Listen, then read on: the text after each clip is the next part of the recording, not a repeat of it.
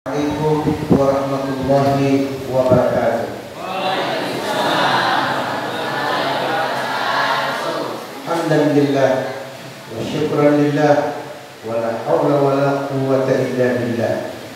Asyhadu an la ilaha illallah wa asyhadu anna Muhammadar Rasulullah. Allahumma salli wa sallim wa karrim wa 'azzim wa syarrif ala sayyidina Muhammadin wa ala alihi wa sahbihi ajma'in. Pertama-tama puja dan syukur kehadirat Allah Subhanahu wa taala serta salawat dan salam senantiasa teriring kehadiran Nabi yang mulia, Nabi tercinta, baginda Rasulullah sallallahu alaihi wasallam, baik kepada keluarga dan para sahabat beliau. Bapak Imam yang saya hormati, pengurus masjid yang saya hormati, ibu-ibu gila, ibu-ibu majelis taklim, ibu-ibu jamaah masjid Nurul Yakin Desa Semeru yang saya hormati, yang berbahagia. Malam hari ini saya lihat wajah-wajah menantang. Kenapa saya bilang wajah-wajah menantang? Karena sampai hari ini belum ada yang karam tarawih. Insyaallah puasanya juga tidak akan sampai selesai. Amin. Dalam Al-Quran ada satu ayat yang berbicara tentang kekuasaan Allah secara langsung.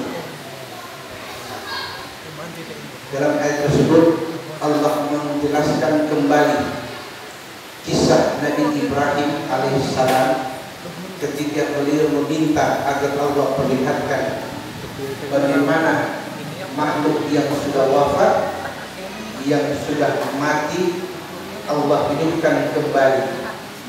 Peristiwa ini berawal ketika Nabiullah Ibrahim alaihissalam melihat ada seekor binatang yang mati di pinggir pantai. Binatang ini sudah membusuk.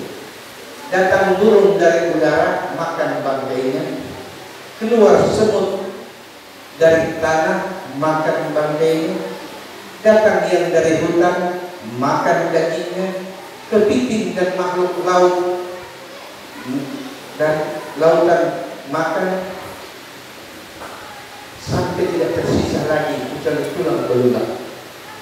Nabi Allah Ibrahim berpikir, bagaimana caranya Allah menghidupkan kembali makhluk ini nanti di yaumul qiyamah, sedangkan sebahagian dagingnya sudah ke udara, yang lain sudah ke lautan, yang lain sudah ke tanah, yang lain sudah ke hutan. Bagaimana? Maka dia bertanya kepada Allah. Nah, pertanyaan ini diabadikan oleh Al-Quranul Karim.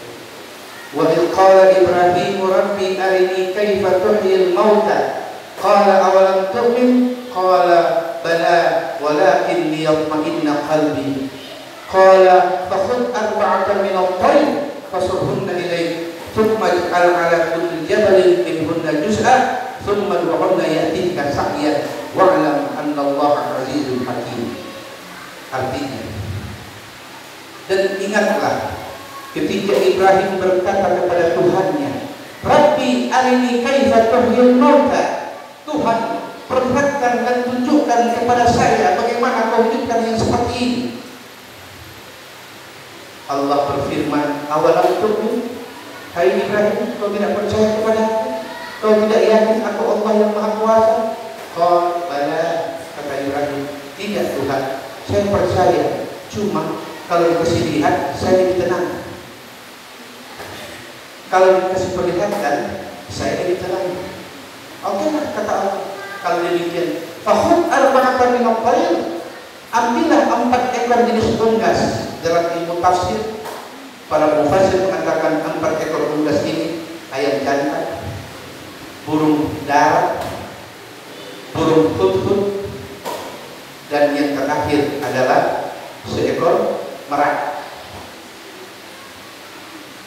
Fasurhunna ilayk, kata Tuhan, bila kau sudah dapat sembelih 4 ekor unggas ini. Sesudah kau sembelih, kau cincang-cincang, kemudian kau campur sehingga kau tidak bisa bedakan mana burung merak, mana ayam jantan dan mana yang lain. Setelah kau campur semua, kemudian kau pisahkan 4 bagian.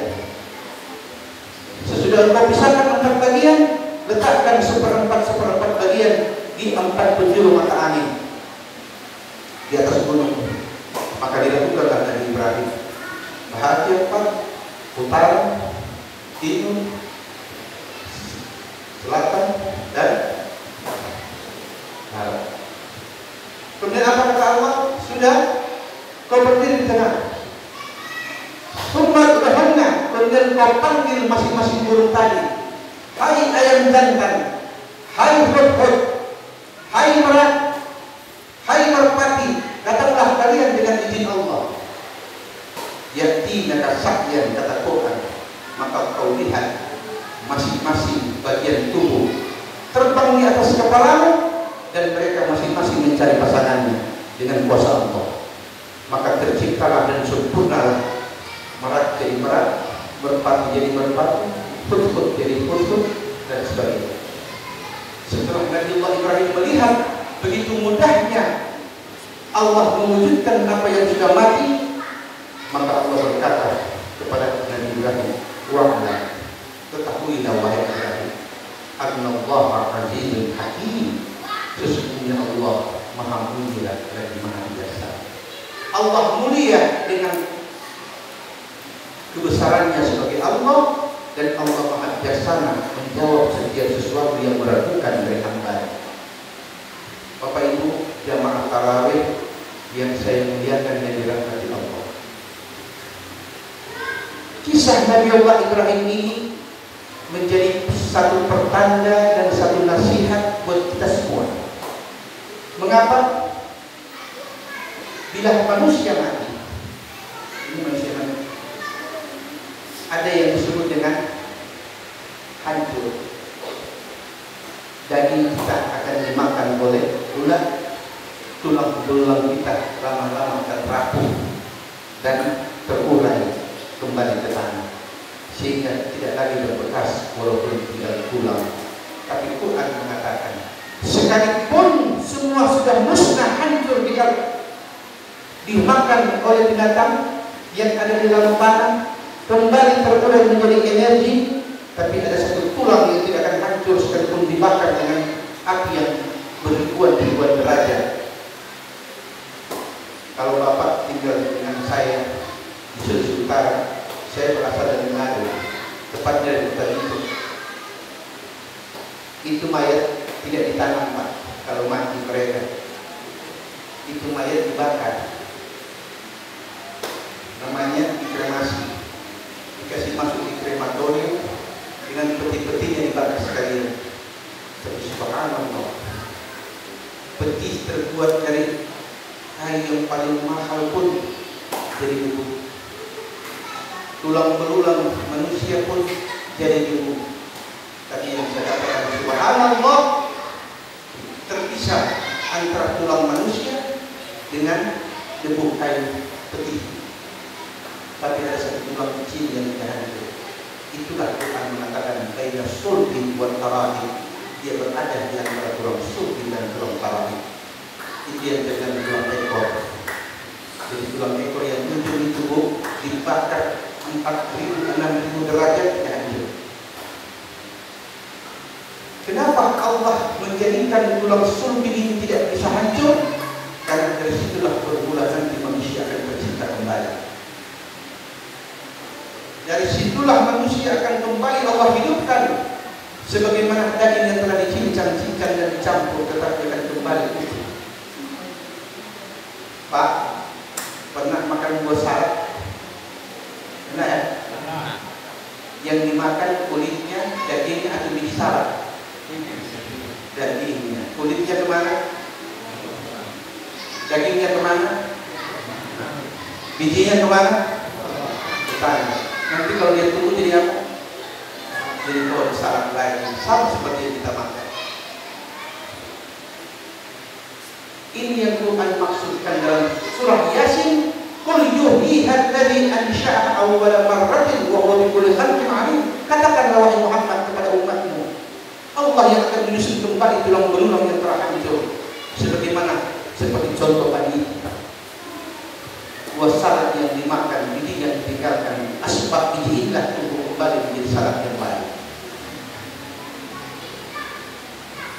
tambah Pak?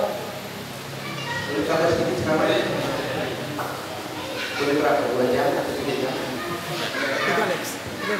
Kalau saya 3 jam, tidak saya bisa diskusi. Tiada lagi jamaah. Bapak Ibu bisa hormati.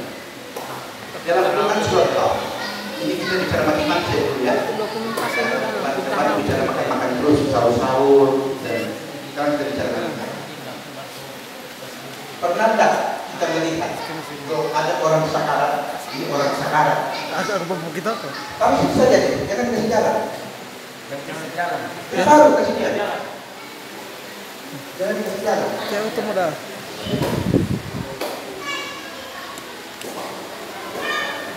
Itu enggak tahu itu. Tergantung konsentrasi. Apa lagi saya bicara? Ya? Ya tapi mana tercerita? Ya? Orang sakarat. Saya tanya Pak, jujur ya, jujur Ibu jujur. Jangan ada dusta di antara kita. Kalau orang sakarat, kalau dia masih bisa ngomong, yang dia tanya siapa? Gubernur atau Pak Imam? Yang dia cari gubernur atau imam? Kenapa imam? Atau kita percaya yang dia cari pimpinan kantor atau ustaz? Loh, yang mau mati ini orang kaya, orang yang punya warwani. Contoh, yang dia cari pimpinan kantor atau sesama pengusaha atau ustaz atau imam yang hanya naik motor. Ya, surat Yasin. Yang bisa baca surat Yasin biasanya siapa? Pengusaha atau imam? Iya. Di ujung nafas Allah perlihatkan kepada manusia.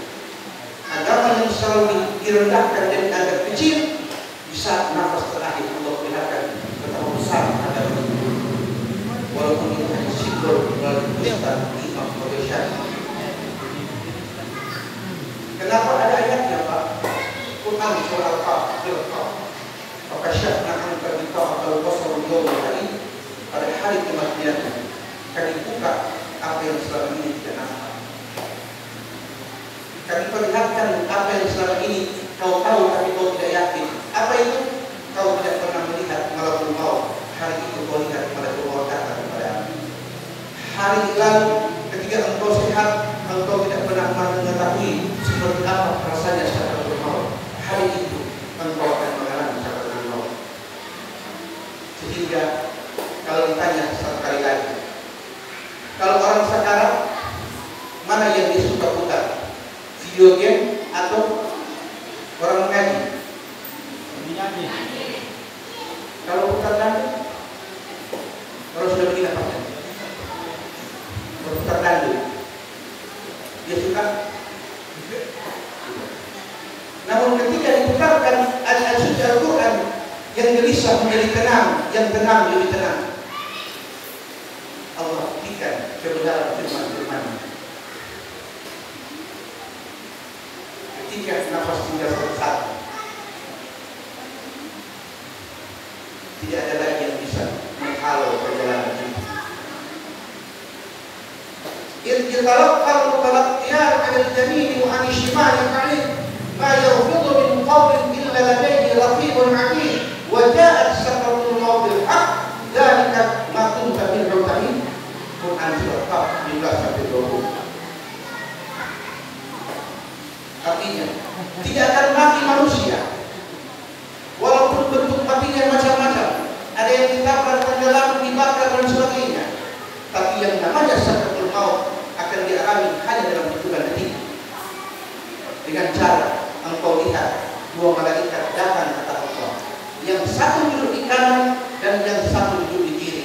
Mereka datang sebagai malaikat penerima. Apa yang mereka terima? Roh yang akan dikeluarkan. Bila ashabul yamin, bila yang mati orang yang amalnya baik, maka malaikat yang duduk di kanan yang akan menerima roh. Kata Quran. Dan bila buruk amalnya, maka malaikat yang di kiri akan menerima rohnya. Ma yalfidh min qaul, tidak ada satupun lafaz yang akan keluar dari lisannya maupun dari hatinya kecuali itu pasti akan dicatat oleh Raqib dan Atid. Bila ucapannya yang benar dan baik, maka Raqib yang akan menulisnya. Namun bila ucapannya adalah akhir yang buruk, maka Atid yang akan mencatatnya. Contoh, yang meninggal,